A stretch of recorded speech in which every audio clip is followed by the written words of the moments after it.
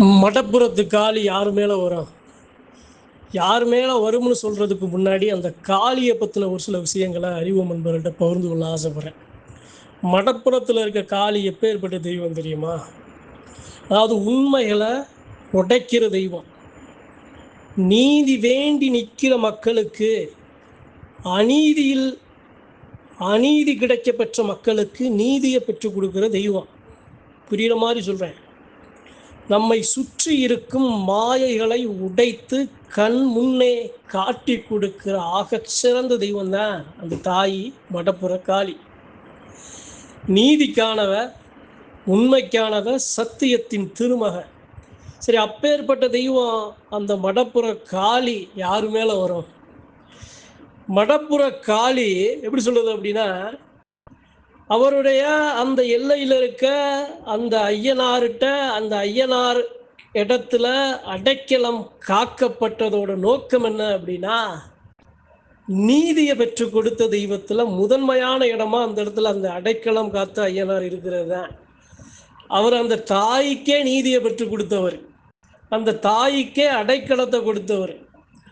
அந்த தாய் அந்த ஐயனார்கிட்ட தன்னுடைய அண்ணனாகவும் தன்னுடைய தாயாகவும் எல்லாமுமாகவும் அந்த ஐயனாரை பக்கத்தில் சரணாகதி அடைந்தது நோக்கம் என்ன அப்படின்னா, இந்த எல்லையில் இந்த பெரும் தெய்வத்தோட சேர்ந்து நீதியை நிலநாட்டணும் அப்படிங்கிறதுக்காகத்தான்.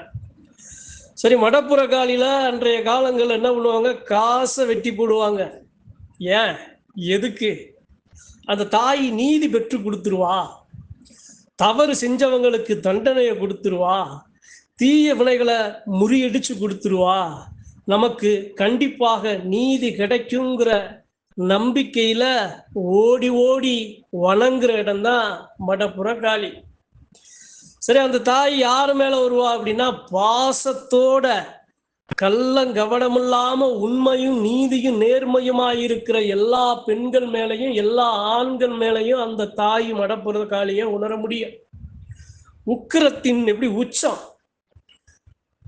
அரசனுக்கும் சரி, அதே சமயம் அநீதி இழைத்தவனுக்கும் சரி, செய்த தவறுக்கு ஏற்றாற்போல் தண்டனையை வழங்குற தெய்வம்.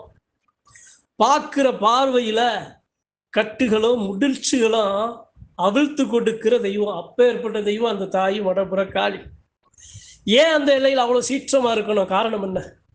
இந்த மடப்புற காளி அந்த எல்லையில அவ்வளவு சீற்றமா இருக்க காரணம் என்ன அப்படின்னா, அந்த தாய்க்கு இழைக்கப்பட்ட அநீதி, அந்த தாய்க்கு இழைக்கப்பட்ட அநீதியினால ரொம்ப உக்கிரமா சீற்றமா அந்த எல்லையில எல்லா மக்களையும் காத்து வர்ற பெருந்தெய்வம் தான் அந்த தாய் மடப்புற காளி. மதுரைக்கு போனா எல்லாரும் மடப்புற காளியை வணங்காம வரவே விடாதுங்க.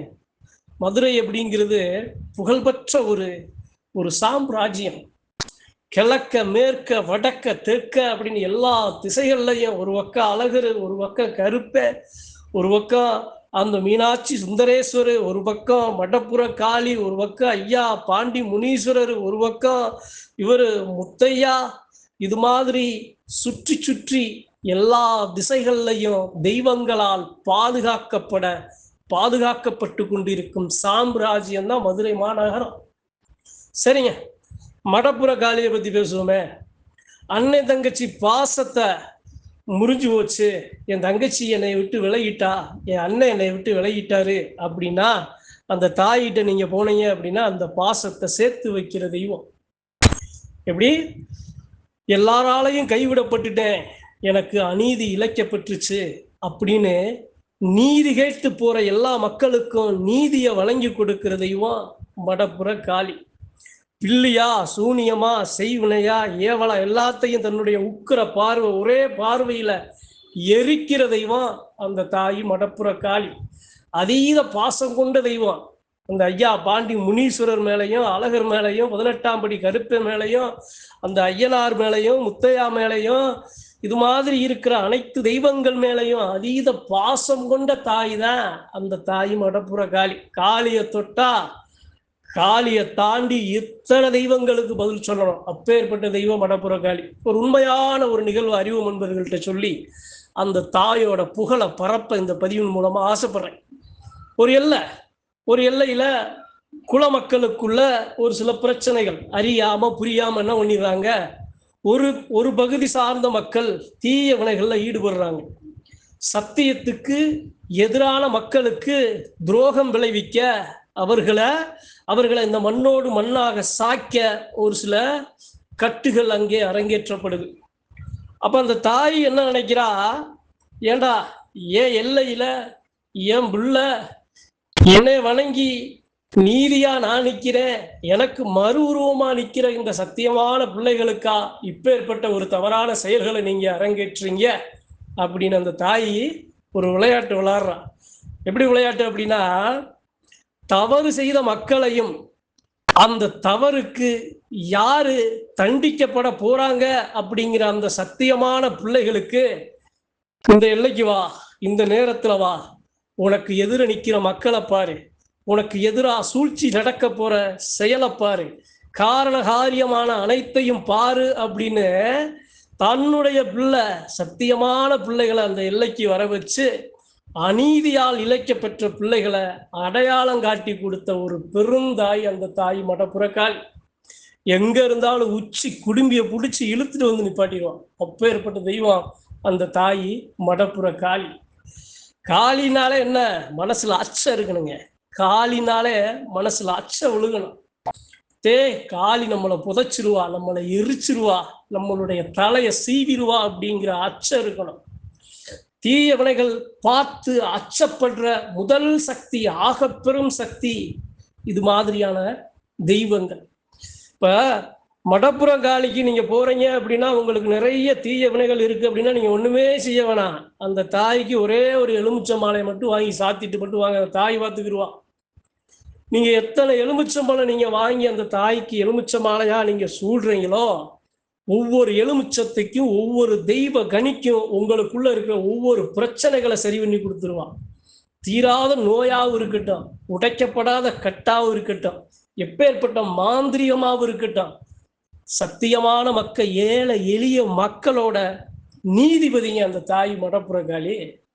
அந்த தாய் யாரு மேல வருவா அப்படின்னா, சத்தியமான மக்கள் எல்லா பேருட்டையும் தங்கச்சி மேல அதீதமா பாசம் கொண்ட உறவு சார்ந்த அனைத்து மக்கள்கிட்டையும் எப்படி அநீதியால தவிச்சு நிக்கிற மக்கள் எல்லார்கிட்டையும் அந்த தாயை உணரலாம், இந்த தாயை உணரலாம். அப்பேற்பட்ட அந்த தாய் மடப்புற காளி அந்த பதிவுல பரிபூர்ணமா வணங்கி அவளுடைய சக்தி, ஒரு தடவையாவது நீங்க அந்த தாயை போய் நீங்க பார்த்துடலாம்.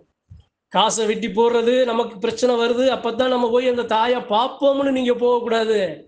நான் நல்லாவே இருந்தாலும் அந்த தாய்க்கு எனத்தையாவது என்னால முடிஞ்சதை செஞ்சுட்டு வரணும். தாயோட உக்கிரமான முகத்தை சீற்றத்தை நான் பார்க்கணுமப்பா. அந்த எல்லையில் அந்த அடைக்கலம் காத்த ஐயனாரு எனக்கு அடைக்கலம் கொடுக்க மாட்டாரா அப்படின்னு அந்த தெய்வங்களை கண்ணறக்க பார்க்க நீங்க அந்த எல்லைக்கு போகணும், மடப்புறத்துக்கு போகணும்.